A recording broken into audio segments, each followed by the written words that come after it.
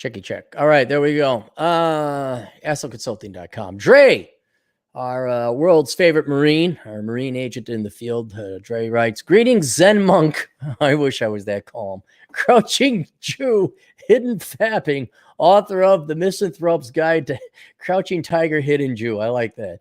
The Misanthrope's Guide to Happiness. Speaking of Zen, since you're known for being happy, nice, and stoic, just kidding, laugh out loud. My question is the following. If you known in your early 20s, you would have been in the comfortable position you're in now, being paid to be a male equivalent of a Twitch thought, but with wisdom, and forget the lack of tits. Angry rants and telling truth, saving young guys like me from destroying our lives.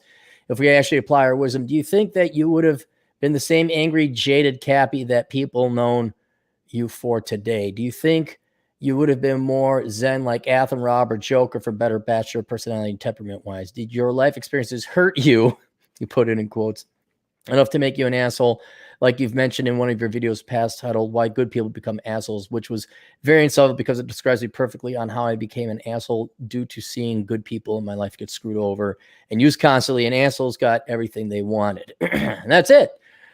So I had to sit and think a little bit about it. And there's no way to know because it's all in the mind. And I absolutely guarantee you that if things were a little bit easier, I would have been more blissfully ignorant. Like if I was a Democrat, holy cow, how blissfully ignorant would I have been? But my stepdad got me out of that, like like by the age of 10. He's like, oh, you think it'd be nice to have free healthcare or free daycare for the kids? Well, yeah. I'm like, well, who's going to pay for it? I don't know. Which is sad that most lefties have an IQ or the intelligence of a fourth grader. But I would be less angry, but I would still, I don't know if it would have led me to this. You can never tell, the butterfly effect. If I went back and farted in my own past, would I have fundamentally changed things drastically so? I don't know, maybe. But I still think I would have come out like this. Maybe not as angry, but I probably would have still had asshole consulting because my poverty wasn't a function of necessarily being poor, so I chose the wrong field. And my personality just doesn't get along with the finance, and the finance industry is corrupt. So let's say I had the money or, I had enough money to get by. I didn't have to worry about food. Rent wasn't a concern. I didn't have to work full time and go to school full time, and I could have gotten sleep. Maybe I would have enjoyed life a little bit. Maybe I would have gotten laid a little bit more. That would not have changed me going into finance or economics or working for banking or finding out just through the hard way just what a corrupt industry the bank and finance industry was. So I would have rammed heads into management. And so the food and starvation, keep in mind, I wasn't starving when I lived at home. I had an okay life. There was just no help during college. Also, I say in my younger youth as well, I take that back. We didn't have anything when I was younger. It wasn't until my mom married my stepdad that we have some nice things. So I did get to taste it a little bit, but they themselves did not have, I did not get sent off to college. So there was 5 years, 6 that were pretty good. But then it was right back. Okay, poverty, here we go again. So let's say I had enough food in college or enough money for food and shelter in college. I could work part-time and not full-time. I don't think I still would have had my childhood youth. I still ran into the same old assholes in school. It would change the people.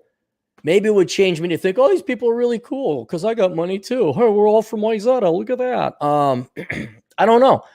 Because I can't say, but without too much money, I would have ran into those same asshole people. The money wouldn't have corrupted me that much. Would have dated the same girls?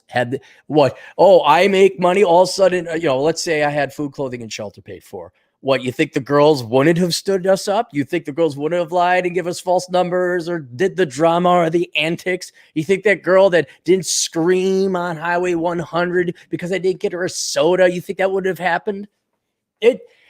I think, the money is only a small variable. I mean, it's a piece of the pie, no doubt. It would have been a very critical piece of the pie to have, but I don't think it would have accounted for more than 20% of the bullshit I had to go through. With 80% of the bullshit left and not being employable long-term in banking, I think I would have come through this the same. I would have been less angry, I think. I also would have had less, I don't know what I was looking for, not crisis, constantly making up for lost time and lost youth. Because there was nothing fun in my early 20s, late teens, certainly that, even the younger 20s. You're frantic. And you weren't the only one to talk about this, Ray. There was another guy. Oh, what was he? He was an East Coaster too. And he had troubles because, yeah, he was a different guy. He did graduate. He was also in computer science, and he's doing good. That's it. He was making $95K, and he never felt like he was doing good enough. He always had to keep it. He always had to, and there was always crisis. Well, that's because his background was all fucked up. He got fired from his first job. School kicked him out. Parents weren't fucking around. Now, admittedly, him going to school lackadaisically is why he got kicked out. But all of a sudden, the crisis was over, but not in your mind. It's still going on. And then you're like, well, what the fuck was that? I need my 20s. I want to get laid. I want to party. And so you're always kind of playing catch up. So that forces upon you a constant angst. I hate to say anxiety because that's overused, but it's an anxiety. It's like this. You're like Scrat. You guys remember Scrat from Ice Age movies? He's always looking for the acorn. I have been associated with him more than once, and that's kind of a piece of the brain that's always on, always looking for that acorn. And so that panic probably would have gone away. Panic, I guess, is a good word. Still today, though.